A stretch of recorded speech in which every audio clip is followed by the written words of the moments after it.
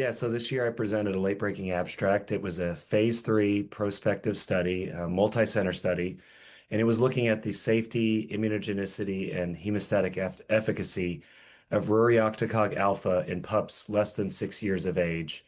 This was a two-part trial. The first part of the trial included pups under the age of 6 years of age with severe hemophilia A, and they were either started on prophylaxis or on demand with Rurioctocog alpha, which is also called Adynovate. And the primary endpoint was incidence of inhibitor development. And in the analysis, there were 100 that were evaluated that had at least 100 exposure days.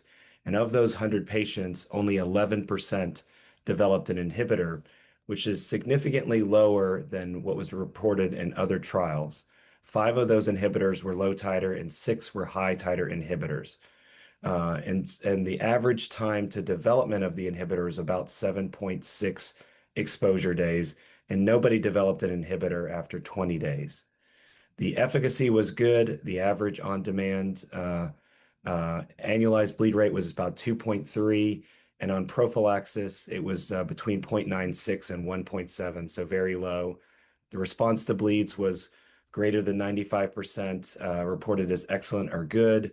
For the number of fusions needed for a bleed, it was typically 1 to 2. And for the second part of the study, they wanted to look at how patients responded to immune tolerance induction. And so there were 11 patients that developed an inhibitor. 8 of them enrolled. Ultimately, 6 of them underwent ITI, or 7 of them underwent ITI. And what they found was that 5 of the patients had success. And that's with a dosing regimen of 50 units per kilo 3 times a week, or 100 to 200 units per kilo a day. And one of the patients had partial success and one of them was a failure. So very high success rate, and there were no hypersensitivity reactions related to that immune tolerance. Yeah, so this was exciting to show that there were a very low incidence of inhibitors. And so now people are wondering, what do you do if you have a new pup, a baby with severe hemophilia A? So, now it's 2025. When this study started, emicizumab was not FDA approved.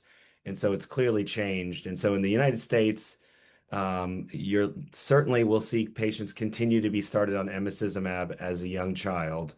I think what will happen is though people may consider using this option as their on-demand therapy or their option for surgical treatment. And certainly if a patient or a family that wants to not be on emicizumab, you could certainly start this in pups as well. You certainly could consider giving 20 exposure days and then decide to switch to emicizumab at that time. So I think the options are still there as before, but what we'll likely see is more patients shift to Adynovate as their on-demand therapy.